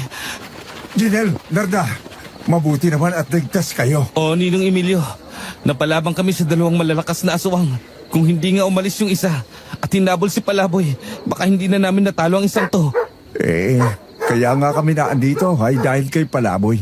Siya ang sumundo sa amin doon sa kubo na tinatambayan natin bago tayo magronda. Mabuti at naintindihan ko ang gusto niyang mangyari. Palaboy, Diyos ko, kinabahan ako sa iyo. Akala ko nahuli ka na ng aswang na yun. Mabuti at tumakbo ka kina Ninong Emilio. Pero yung sinasabi ninyong baklang aswang ay hindi na namin nakita. Siguro ay umiwas na siya nang makita na marami kami. Mabuti naman at ligtas ka, Palaboy. Masaya ako makita kang muli.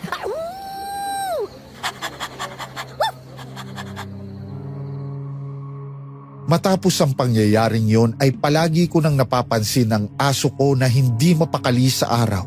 Palagi siya sa labas ng bahay namin, paikot-ikot doon. Minsan ay parang mayroon siyang makikita kaya aangil siya at minsan ay tatahol. Nang muling sumapit ang gabi, nagulat ako nang mapansin ko na hindi mapakali sa kanyang tulugan si Palaboy. Tumakbo siya palabas ng bahay kaya sinundan ko. Nakita ko nang tumingala siya sa langit at pinagmasdan ang bilog na buwan.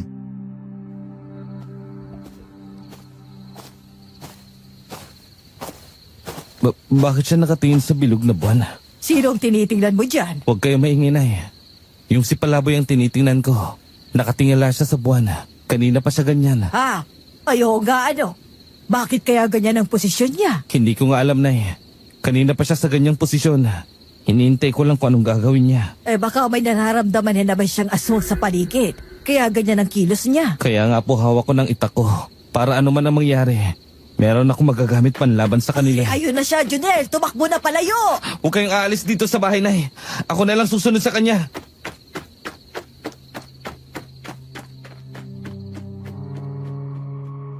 Hinabol ko nga ang aking alaga nang tumakbo yun at pumasok sa kakahuyan. Nang magtago yun sa likuran ng malaking puno, lalapitan ko sana. Pero nagulat ako nang mula roon ay lumabas ang isang gwapo at machong binata. Kaagad ako nagtago nang makita kong tumayo muna siya at nagpalinga-linga bago tuluyang umalis. Kinabahan ako dahil naramdaman ko ang malakas niyang aura. Nang muli akong sumilip, wala na siya doon. Noon naman dumating si Narda.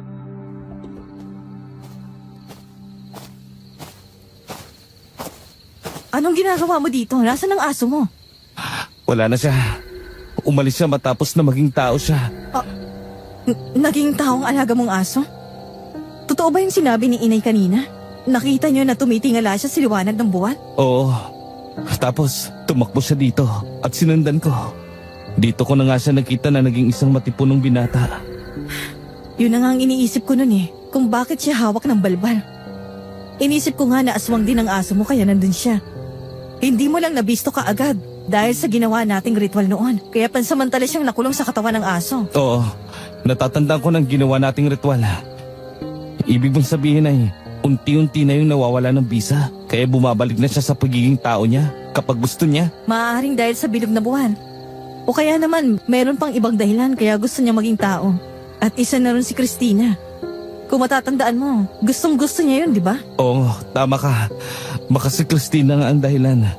Umiibig siya doon, kaya nawasak ang ritual na ginawa natin. Ang pinag-aalala ko lang ay kung ano nang takbo ng utak niya ngayon.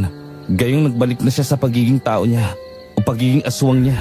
Kung magiging masama siya, wala tayong pagpipilian kung hindi pigilan siya at patayin, Junel. Paano kung isa pala siyang mabuting aswang? Sa tanang buhay ko, wala pa akong nakita na mabuting aswang. Lahat sila masama, kaya wag kang umasa. Halika na. Kumilis na tayo. Hanapin na natin siya.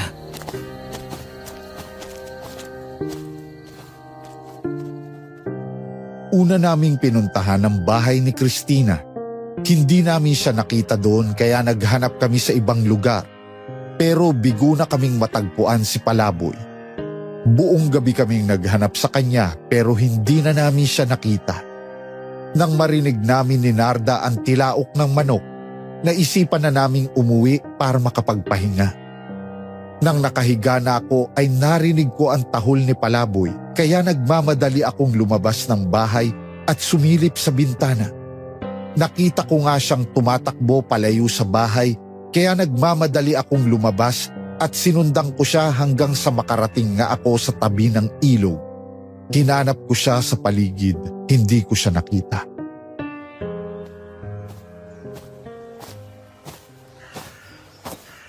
Palaboy! Nasaan ka na? Huwag kang umalis! Huwag mo akong iwanan! Palaboy! Hindi ako maaaring magtagal. Bumalik lang ako para magkausap tayo ng maayos. Nandito ako sa likuran mo. Huwag ka nang umarap. Ayaw kong makita ang malungkot mong mukha sa aking pag-alis. Palaboy, nagsasalita ka na. Ikaw ba yung lalaking nakita ko kagabi? Ako nga yun. Ariston ang tunay kong pangalan. Kung natatandaan mo pa, ako yung lalaking aswang na hinabol niyo sa sementeryo nang masugatan ako at naganyong tuta ako para makatakas sa inyo. Kaso lang ay kinuha mo ako at inuwi. Nagsagawa kayo ng ritual.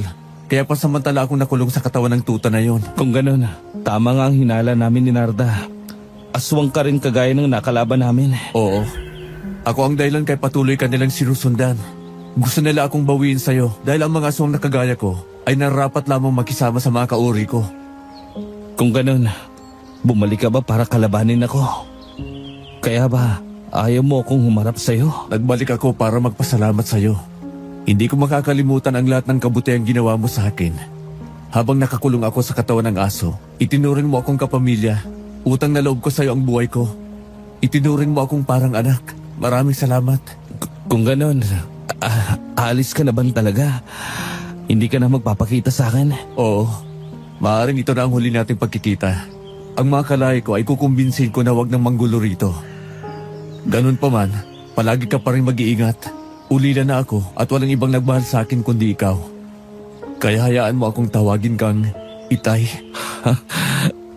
Salamat, Ariston. Kahit sa maikling panahon na pagsasama natin, ay naging masaya ako. Sige anak, kahit anong oras mo gustuhin bumalik, ay bukas ang pintuan ng aking bahay para sa iyo. Masaya rin akong naging bahagi kayo ng buhay ko. Kayong dalawa ni Nanay Narda. Paalam, Itay.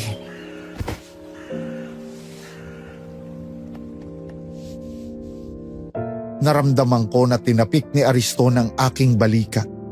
Nang lumingon ako sa aking likuran, hindi ko na siya nakita.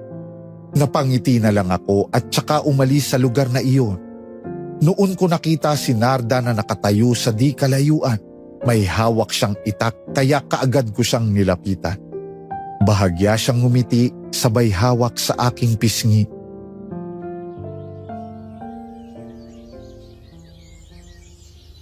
Huwag ka nang malungkot.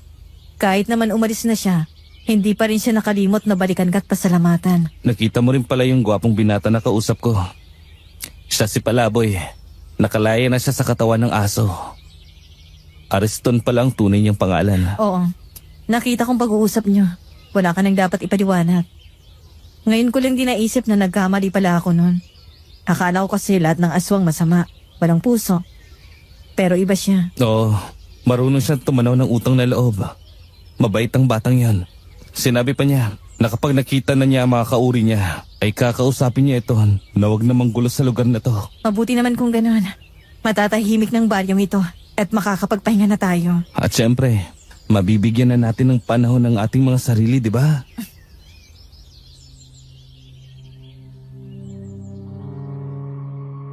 Ngumiti ng matamis si Narda sabay kumapit sa aking braso at hinila na ako pabalik sa aming bahay. Nang gabing yun, hindi kami nagronda. Nagtiwala ako sa sinabi ni Ariston na wala ng aswang na maghahasik ng lagim sa aming lugar. Pero nang sumikat ang araw, nagkagulo ang mga tao nang isang bangkay ang natagpuan sa talahiban sa gilid ng daan. Nagtamuyo ng maraming sugat sa iba't ibang parte ng katawan. Wasak din ang lalamunan na siyang tumapos sa buhay niyon. Namatay na dilat ang mga mata dahil sa matinding sindak.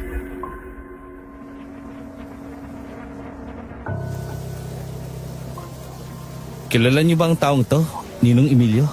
Abay, hindi. Ngayon ko lang siya nakita. Sa palagay ko ay hindi siya taga rito. Baka dito lang dinala ng aswang na pumatay sa kanya. Sa tingin ko, lumaban pang lalaking to.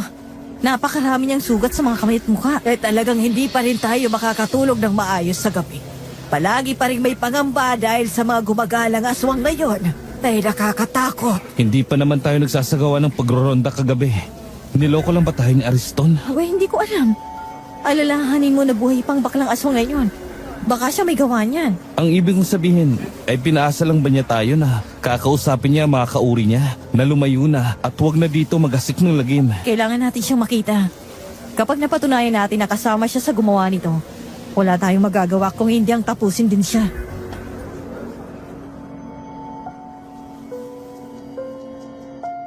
Nang mga sumunod na araw, mayroon pang mga natagpo ang bangkay sa iba't ibang lugar ng aming baryo. Pero ang mga yun, hindi namin kilala, kaya labis na kaming nag-aalala dahil ginagawa ng tapunan ng bangkay ang aming lugar. Hanggang isang babae ang huling natagpuan sa saginga. Kagaya ng iba, marami ding sugat ang babae pero walang palatandaan na aswang ang pumatay doon.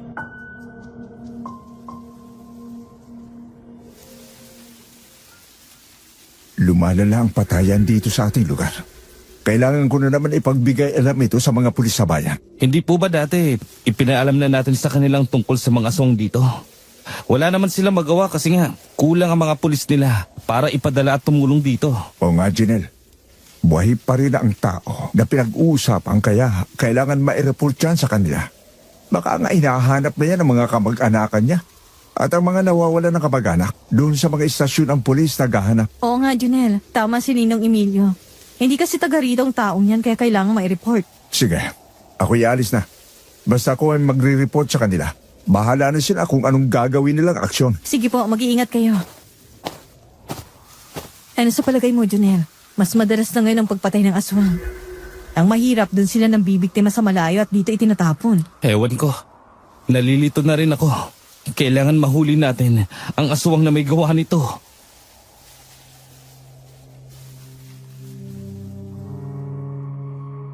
Pero tama nga ang kasabihan na walang lihim na hindi nabubunyag.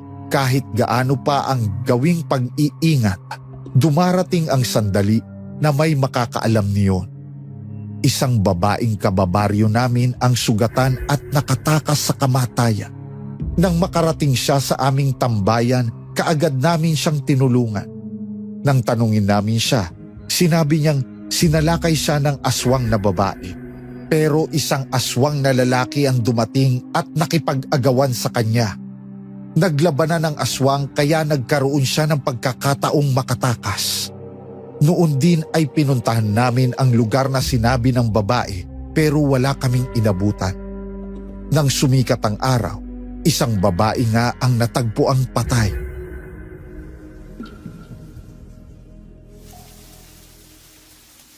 Pareho ba tayo ng inisip? Oo, kung tama nga ang sinabi ng babae, baka nga si Ariston ang may gawa nito.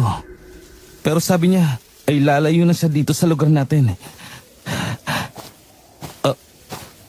Christina, nandito ka rin pala. Kuya, Tatay Junel, ikaw masyado kang malihim. Buong akala ko pa naman, matanda kang pinata, hindi naman pala. Oo nga, binata pa ako. Bakit mo naman nasabing hindi yun totoo? Kunwari ka pa nakilala ko ng anak mo. Ang gwapo niya, at ilang gabi na siyang umaakit ang ligo sa akin. Ewan ko ba, madali ako napaibig sa kanya. Sino nga ang sinasabi mo? Si Ariston. Umakyat ng ligaw sa inyo si Ariston? Opo. At inamin niya na kayong mga magulang niya. Kayo meron na pala kayong anak. Naiiya lang kayo ipaalam sa lahat kasi hindi pa kayo kasal. Aling Nada, umamin ka. Ha? Junel, sasabihin ba natin kay Christine ang totoo? Christina, kung ano man ang nalaman mo, sana itago mo na lang ha.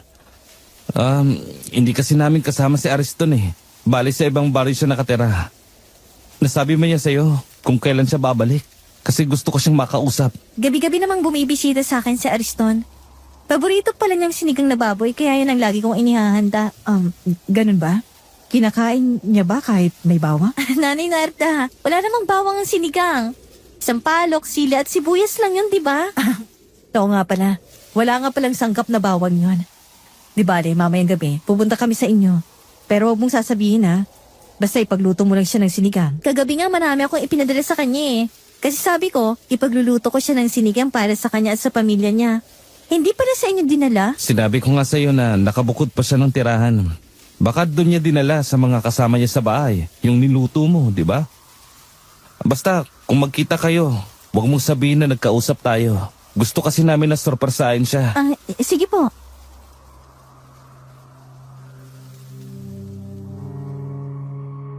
Nang muling sumapit ang gabi, nagsagawa kami ng pagroronda. Nagdalawang grupo kami. Naisip namin ni Narda na magpunta sa likuran ng bahay ni na Christina. Naaalala namin ang sinabi niya na gabi-gabing nagpupunta roon si Ariston. Sa gawing likuran ng bahay nila kami dumaan. Malapit na kami sa bahay ni na Christina nang makarinig kami ng angil ng aswang. Kaya nagmadali kaming lumapit at nakita nga namin na may lalaking aswang na pumatay ng isang lalaki rin na naroon. Nang mawala ang bangis sa itsura ng lalaki, nakilala namin na siya ay si Ariston. Nagulat pa siya nang makita kami.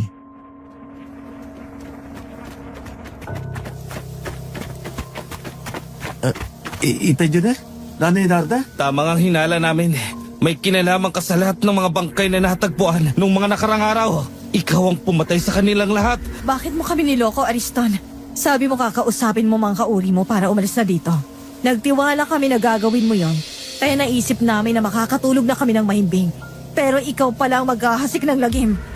Hindi ko kaya niloko, Nanay Narda. Nang makabalik ako sa aking mga kauri, ay kinausap ko sila na huwag ng perwisyon ng mga taga rito. Pero hindi sila nakinig sa akin. Kaya sino man sa kanila na nagbabalak saktan ang mga taga rito ay pinapatay ko. Ang ibig mong sabihin, anak, ang lahat ng natagpo ang patay ay mga aswang na nambibiktima sana dito. Tama kayo, Itay. Aswang silang lahat kabilang ang lalaking ito na gustong pasukin ang bahay ni na Christina. Gusto kong panindigan ang mga pangako ko sa inyo. Kaya lihim kong kinakalaban ng aking mga kauri. Kung ganon, Nagkamali pala kami ng iniisip sa'yo. Patawarin mo kami, Ariston. Hindi kasi namin alam na gano'n ang ginawa mo. Mula nang kukupin niyo ako, kahit nasaan yung aso ako, naramdaman ko ang pagmamahal niyo. Kaya itinuring ko na rin kayong pamilya. Magaling! Totoo nga ang kasabihan na kahit saang lugar ay naroon si Judas. Tasyo, hindi ko gagawin ito kung nakinig lang kayo sa pakiusap ko. Kung pinabayaan nyo na lang ang baring ito at hindi pinagtagkang patay ng mga mahal ko sa buhay. Ang mga tao'y pinagtatanggol mo ang pumatay sa mga kalahi natin. Kaya dapat lang din silang mawala. Ang mga aswang na napatay dito ay una nang pumatay ng mga taga rito. Wala silang awa. Kahit mga bangkay na ay ninanakaw pa rin nila. Kagaya ng ginawa niyo sa pinsan ko. Ang mga kalahi nyo rin ang pumatay sa mga magulang ko. Ngayon, parang sinabi mo pa na kayong dehado? Masikip na sa atin ang lugar na ito. Matatapos na nga ang usapin ito kung mamamatay kayo. Hindi ako papayag na saktan nyo sila. Lalabanan ko kayo kahit mamatay ako. Itay! Itay! Tulungan niyo akong patay ng mga salot na ito! Kaagad nga na sinugod ni Ariston si Tasyo. Noon ko nalaman na pareho pala silang galing sa lahi ng gabunan. Kaya pareho silang malakas, mabilis at mabangis. Naging madugo ang kanilang labanan. Kaya naman kumilos na rin kami. Ang dalawang aswang na naroon ay hinarap namin ni Narda. Malalakas din ang mga iyon, kaya pareho rin kami ni Narda na nasugatan. Pero ang pagiging desperado ni Ariston na kalabanin ng malakas na kalaban ang nagbigay ng tibay at lakas ng loob sa amin para lumaban. Napatay namin ang dalawang aswang, kaya tinulungan namin si Ariston nang makita namin na marami na siyang malubhang sugat. Sinabi ko sa iyo, hindi ka ubra sa akin! Kung sa pagkikipaglaban lang ang pag-uusapan, pagito ka pa! Mayabang ka! Tingnan mo nga ang sarili mo. Hindi ka na rin makatayo. Pero ang aminin ko na malakas ka ng bakla ka. Kaya nga dapat mong pagsisiyan na kinalaban mo ako. Ngayon, tatapusin na kita! Ikaw ang mamatay. Dahil nag-iisa ka na lang. Kahit sugatan na rin kami, hindi namin pababayaan si Ariston. Tayo na, Ariston, anak. Tapusin na natin ang kasamaan ng halimaw na to! Muli nga ay sinugod ni Ariston si Tasyo. Ibinigay ang natitira niyang lakas. Tumulong kami sa kanya.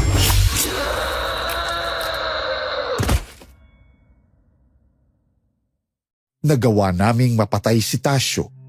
Kaya nga lang, napuruhan niya sa huling pag-atake si Ariston, kaya agaw buhay siyang bumagsak. Kaagad ko siyang nilapitan. Iyon din ang pagkakataong nakalapit sa amin si Christina na kanina pa pala naroon at nakikita ang labanang nagaganap.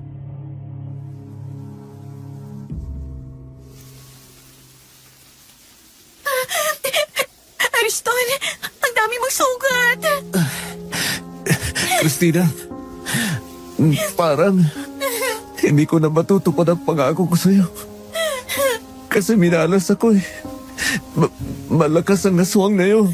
Lumaban ka! Huwag mo akong iwanan, Ariston! Anak, kaya mo yan. Gagamutin ka namin. Laban lang. Inay, itay, huwag niyong pababayaan si Christina. Kayo na ang bahala sa kanya. Oo, anak. Hindi namin siya pababayaan.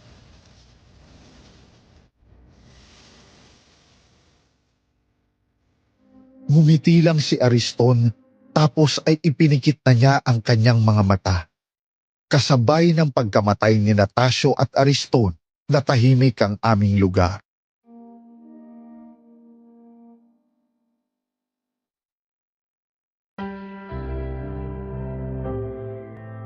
Ilang buwan lang, nagpakasal na kami ni Narda.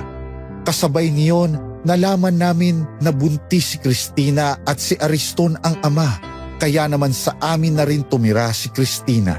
Itinuring na rin namin siyang anak. Ilang buwan pa ang matuling lumipas, nanganak ng isang sanggol na lalaki si Christina, pero sinawing palad na namatay siya.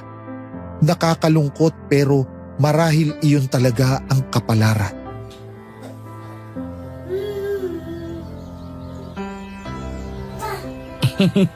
Kagwapo naman ng batang to.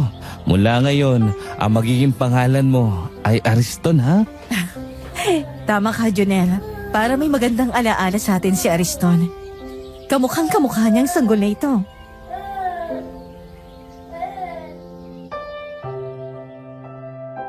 Makalipas ang 1 taon ay pinalad na magbuntis si Narda at nagsilang siya ng isang batang babae. Kaya naman Christina ang ibinigay namin na pangalan niya. Naging masaya ang buhay namin ni Narda, kapiling ang 2 bata na ipinagkaloob sa amin. At iyan po ang aking karanasan na hindi ko makakalimutan, Sir Marville. Sana po ay nagustuhan nyo ang aking kwento at kapulutan ng aral na kapag gumawa ka ng kabutihan sa kapwa, gagantihan din nyo ng kabutihan. Kung ano ang iyong itinanim, yun din ang iyong aanihin. More power po sa inyong serye. And God bless.